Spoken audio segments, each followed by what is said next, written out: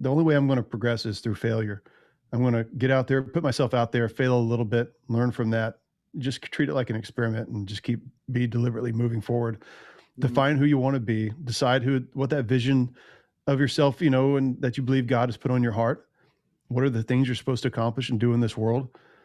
And then get focused and get busy. Welcome to the Kindling Fire. My name is Troy Mangum.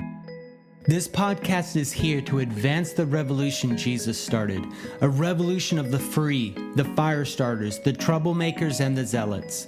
I interview people who I think are awesome, who have heard that revolutionary call and are going after Jesus with their whole heart. If you listen to this show and join our community, I know God is going to speak to you. I believe God wants to change the world through you, through your unique gifts and talents He's given you. This podcast is here to be a voice of encouragement in your life, a voice that says, with God you can, and with God you will. Let's get rolling. Okay, today on the Kindling Fire, I'm so excited to have Mike Yarbrough on the show. Thanks for joining, Mike. Yeah, man, I'm so glad to be here. It's an honor. As we were saying before, I'm impressed by the bow and the stuff like that behind you. I like a good backdrop, and that's pretty cool. So I dig it. Thank you, man. I'm rediscovering my Indian roots, and so actually, you might know I'm a part of the Lumbee Indian tribe, and that's a North Carolina tribe. Okay.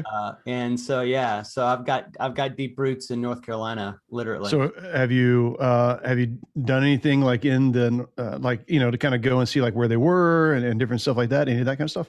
Yeah, I have. And so most of it's in Robeson County, and it's just been a fun discovery. All of my kids are joining the tribe now, like within a month or so. And so I'm very excited as COVID kind of lifts off to getting more involved in that the powwows, and there's just a lot to explore there. Wow. Yeah, that's actually another wonderful. That's a side topic, but I will say this is that there is a lot of riches in Native American traditions in helping men initiate into masculinity. Yeah. And that's part of what I've been exploring with Hochoka Men, which is something I do to help out young men. So it's a fascinating topic for sure. No, I think that's awesome. I grew up in right on the Hatchie River in Tennessee, and a little town the town's called Hatchie after the river. Apparently, Hatchie means river in some Native American tongues. I don't really know. So it's kind of the river. But anyhow, I grew up there, and all my life, I thought as a boy, this is the 80s, I thought Indians must have lived here because it's just the kind of area they would have lived. But I didn't have like any, there was no internet. I couldn't really look it up. I just had to kind of guess, and people told stories. Well, the cool thing is that my grandparents have lived there. Their parents lived there for a while, and the land has been farmed for so long. And now that same soil that's been tilled for the last probably 60 plus years, now arrowheads and stuff are starting to come to the top.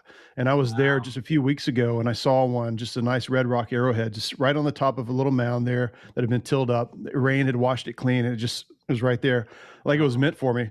And so it's really cool, man. I love all of that stuff. I love history, and I love hearing about how the old tribes, how they got things done. And it's just, I get excited about that. And I have a little bit of Indian in my blood as well. Not enough to make a big deal out of, but it's pretty cool. Yeah, there is that. They were very intentional about how they integrated young men into becoming men that would benefit the tribe. And the more I discovered it, the more fascinating it is. So, but yeah. Well, great. I'm glad we have a mutual interest. Well, we'll have to have that conversation now. I know it's a whole nother topic. It's a lot of fun.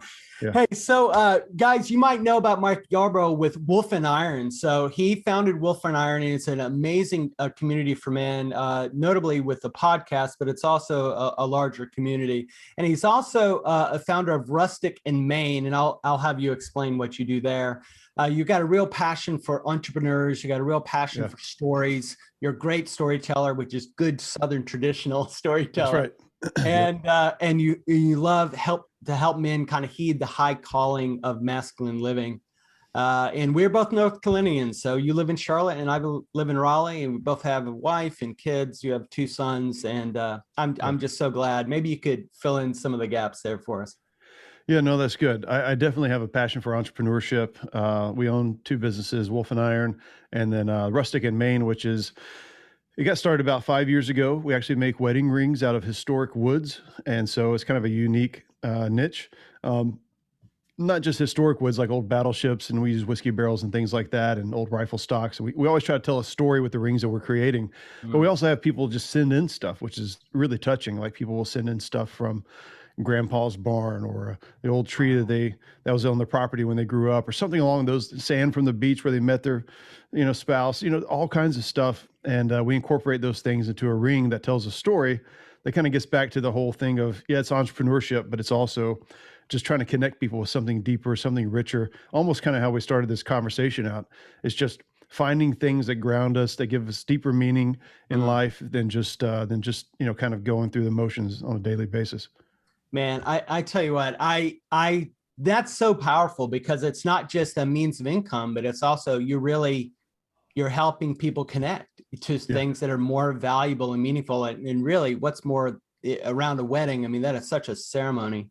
Yeah. And then to be able to have that extra level of, it's not just gold, it's more than that. There's a story behind it. That's excellent, man. Yeah, I mean, it's just like what we just experienced naturally when I saw the bow and arrow, and I thought, oh man, that's awesome. And then I got to learn something about you. Same thing happens when you get a ring, or you're wearing a Wolf and Iron t-shirt, or you're doing something where people say, that's cool, tell me more about that. And you get a chance not to just talk about a brand, but to say something about yourself, something that matters to you, something that you believe in. And now you've made a connection with somebody. You've gone several steps deeper than most people will go on a daily basis. And I think that's awesome. I love anything that triggers that. Is very cool. Yeah. So we're going to talk about your latest book called Tending the Fire, and it just released. And I'm really, really excited to talk to you about a couple points in this book. Sure. Well, we'll get into it, but first off, as there's always a story, this book took a little while to write, right? It did. So essentially, Wolf and Iron kicked off about maybe 7.5 years ago. And it was just a blog at the time. And I was really, really passionate, as I am now, but I was really passionate about this journey that I was kind of beginning to realize that other men needed to be on as well, to help us become better men. And so I was writing the blog, and I thought there's more that I want to say. And I thought I'll put it in a book, and this kind of tending the fire notion came about. And so the book actually started about 6 years ago. And I wrote another book in between then. We started the Rustic in Maine business. So a lot of things have happened. Kids have grown up, and a lot of things have happened over the years. And at the same time, there were things and principles in the book that I wanted to write about that I wasn't 100% sure like how I wanted to say that, or even if I was had reached a point in my life as a man where I felt like I could tell other people about it. Yeah. And so there was a little bit of like, I needed to have some personal authority in some of these areas. And then along with the life changes and stuff like that, I just kept pushing it off. So over the years, I would write a little bit here and there, a little bit, have other ideas and things that would come together. And then this last year, I actually said, I want to just get this thing finished up and get it out there. Guys need it. And there's been so many in those last 6 years, there've been so many changes in the landscape about like what it means to be a male, what it means to be a female, much less what it means to be a man or a woman, and all that kind. I'm like, this needs to get out. This can't wait any longer, and I need to get it wrapped up. Yeah. I tell you what, I thought I was clever when I was young, and I used to say in my 20s, the wisdom of age cannot be rushed. I thought I was so clever, and then when you have to actually wait to get that wisdom over many, many years. And then you have the authority to be able to speak to things because you know them and you've lived them.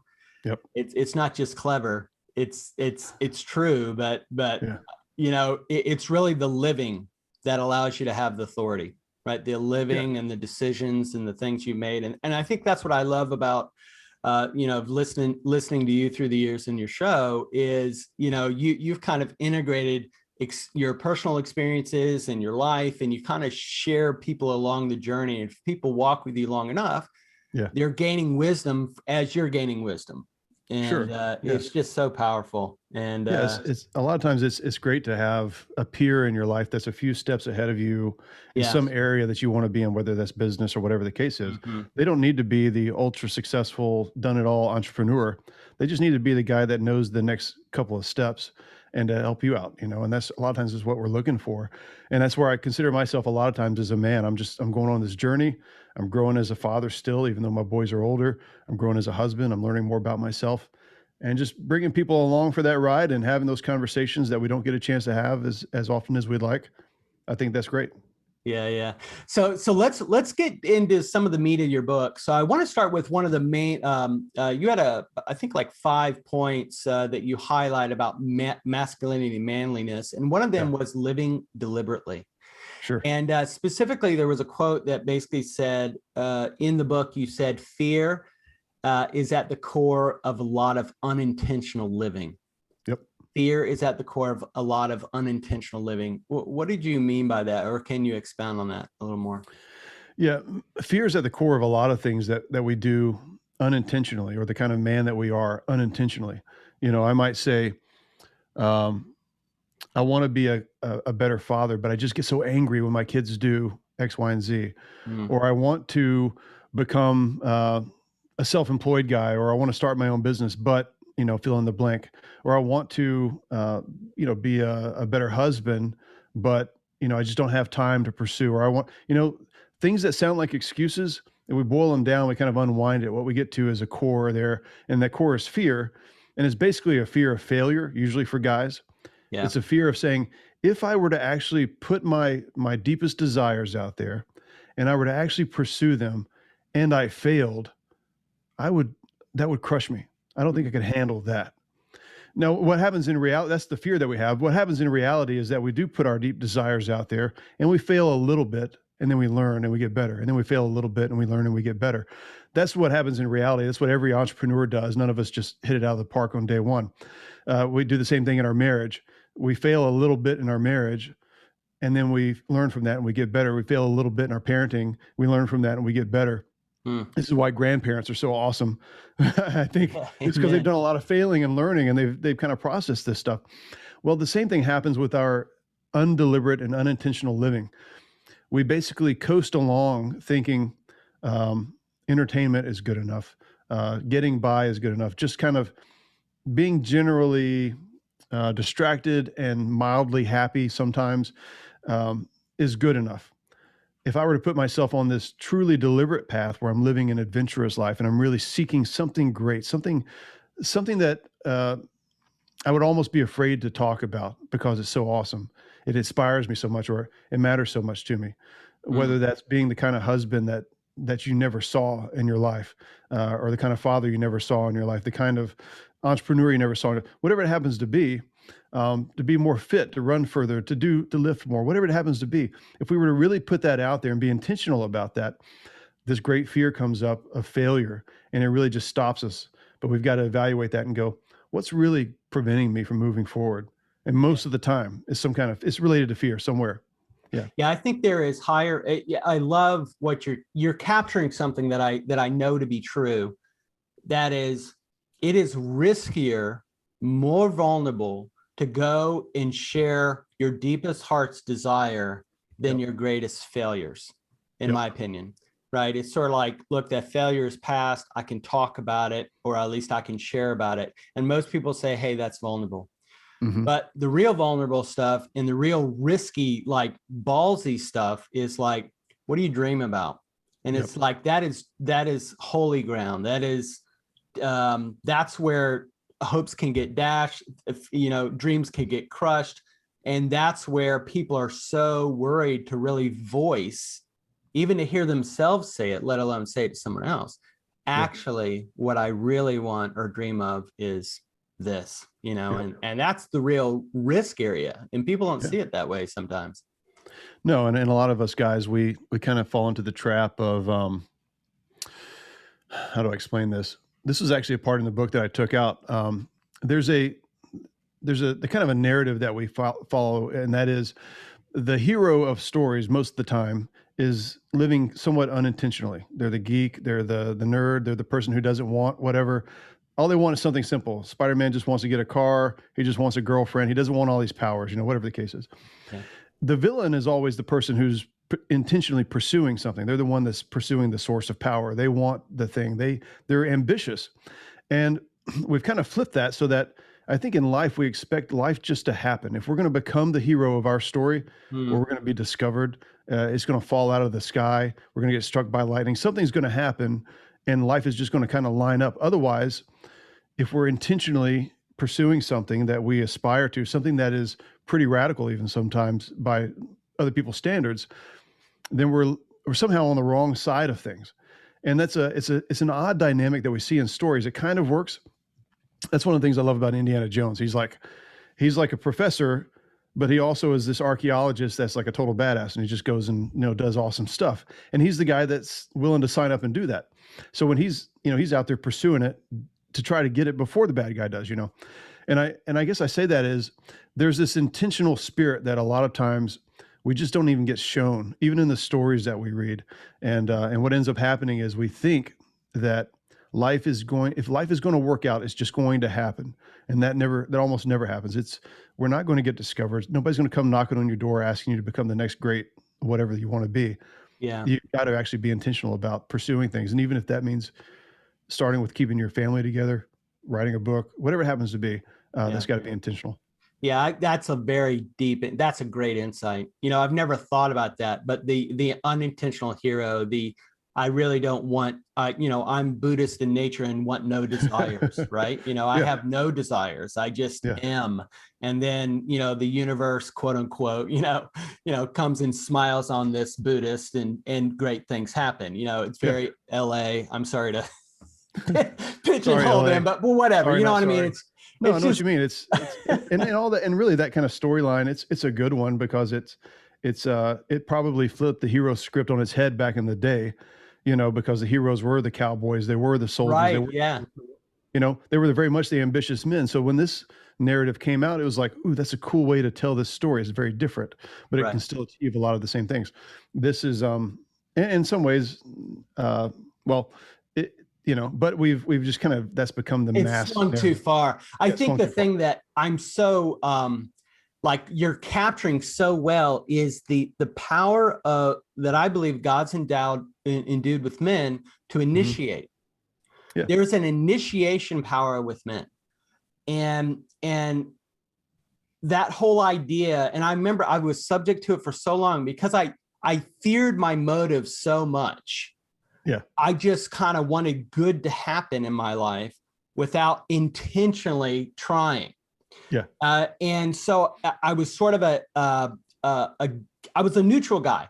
Like I wasn't making forward progress, but I wasn't going backwards, but I was revving the engine and I was making noise, but I was doing absolutely nothing. Yeah. And what you're capturing there is like, look, there is a requirement of you.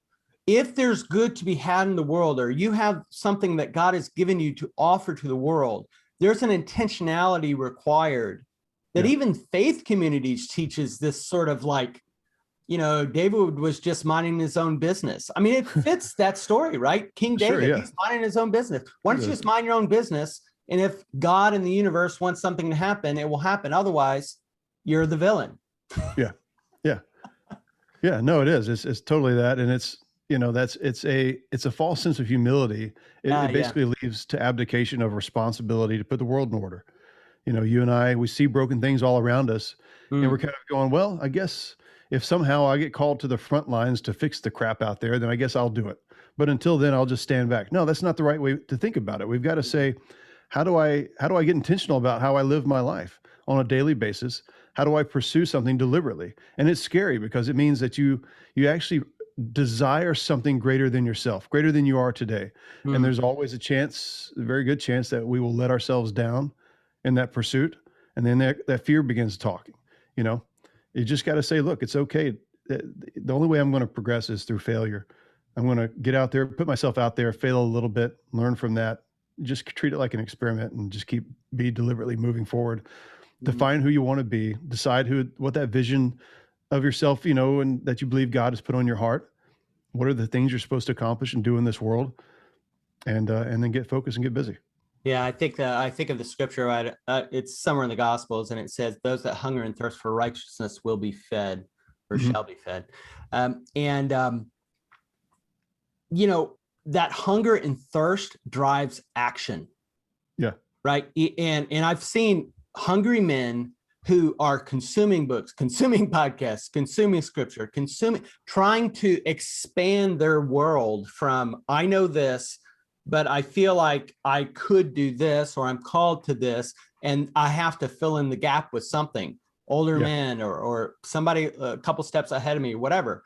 But that passivity that we're kind of like hitting on right now, keeps a man like they're content with entertainment. Like they're just kind of mindless. Nothing. I'm not saying mindless entertainment is evil, but if all you are is entertainment, right, and all you consume and all your life is about is leisure, then you're probably not too much of an action man. You're probably more of you're just kind of just going along guy. Yeah. And yeah, no, I absolutely agree. I think I used to be this. I mean, when I got out of, so I was raised in the country, kind of as I said, and me having a job as a software developer, which I did for a number of years, making six figures, that was like, I could have called that like the pinnacle. I could have said, I make more money than anybody in my family has ever made. I'm more successful doing this particular role than anybody that I know, or, in my growing up, I'm beyond the expectations that I probably had for myself when I was younger. This is good. I'm living the life. I've got an easy, cushy job, but I had to come to terms with, like, I just didn't feel right inside. I would sit in my cube and I would write code and I would do some stuff, and I would just be like, there's got to be more to life than this. Like, I feel called to something else. And for a period of time, there was this really uncomfortable realization that what I had achieved wasn't providing for a certain kind of happiness that I longed for. And that uncomfortableness, it's almost like a mixture of disappointment, but then also this energy to kind of do something else. I think we've got to get there, because I think that when we voice our desires and what we want to do, as radical as it may seem, given where we are in life, if we don't put that on the table, we're not going to be inspired, and we're not going to be uncomfortable enough to make some changes. When we were starting up Rustic in Maine, people tell me this now, they didn't say it at the time, but I told them, I was like, I got this idea where I'm going to make wooden rings like in my garage, and I want to sell them. And they're looking at me like, you write software, you got six figures, you're going to make wooden circles in your garage and sell these online, and that's your big idea, Mike? And they just didn't think that was, and now we're a multi-million-dollar company, and it's like, well, yeah, that actually does work. But it was something that I had to get, like, I wrap my mind around this. I believe in it enough to move forward on it. Even if other people think it's kind of crazy, I've got to trust in myself and be uncomfortable enough in my day to day in order to want to move and change. And so, get delivered. And I think that, like, I get the image of like a spark plug in a car. Like, sometimes we need, like, hearing stories like yours and others that frustrate the heck out of guys. Oh yeah. Because they have the same feeling. They know exactly what that feels like, but yet you're on the other side of that. Sure. I mean, you're in process. We're all in process, but from being stuck to kind of pushing through to things that you could potentially have realized, it frustrates people. Honestly, as a podcaster, I've met so many people that frustrate me, and it's all like me, it's just like, it's just like, it's great. I'm expanding my world, but I'm also creating this cognitive dissonance in my life, saying, am I really, going after it for real? Yeah. So well done. I think we all get that, because there's always somebody at whatever level, and you're like, wow, how did they achieve that? How did they wrote 4 books this year? What? There's always somebody out there just crushing it. And those people are just inspirational, really. I mean, they're just showing you what's possible. And it's always cool, man. I think we've got to have that, it's not jealousy. Sometimes it feels a little bit like jealousy, but a lot of times it's really just like, wow, that's really possible. I could do that, And when you realize, like, oh, I could. Like, I remember when Rustic in Maine hit $1 million, it was like a light bulb moment, like, wait a second, this is the number that I used to associate with, like, Ed McMahon and, like, the sweepstakes. You could only accidentally get this much money when you grew up the way I did. It just didn't happen. And here we are, we hit it in our second year. And I was just like, well, then what else have I been, thinking wrong my whole life?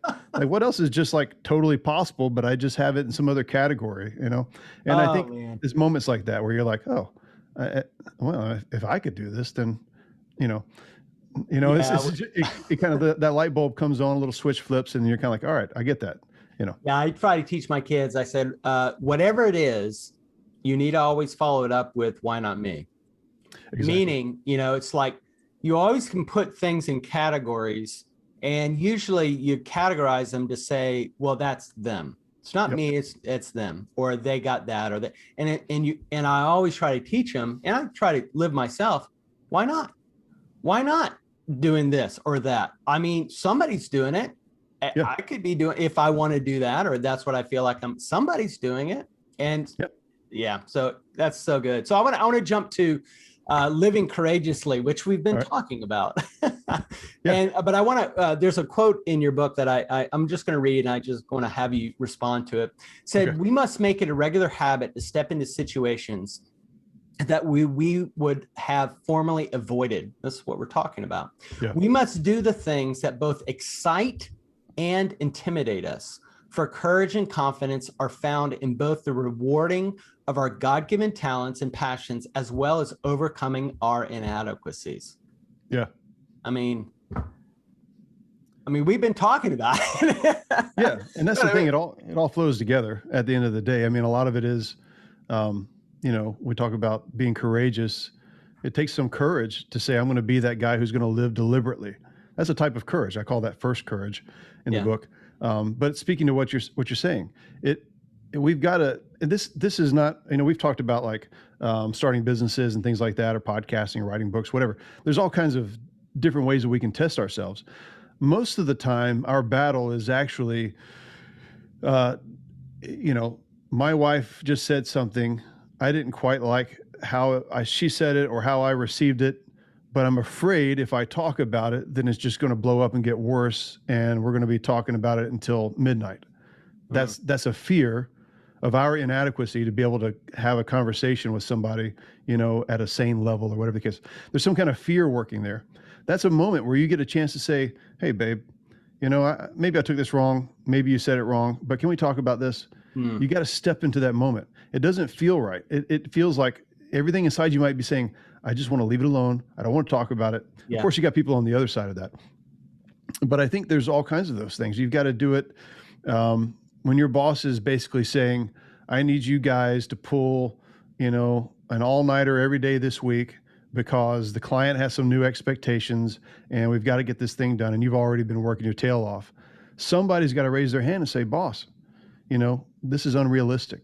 This is not good practice. You're going to lose a lot of your guys. Somebody's got to stand up and step into that gap.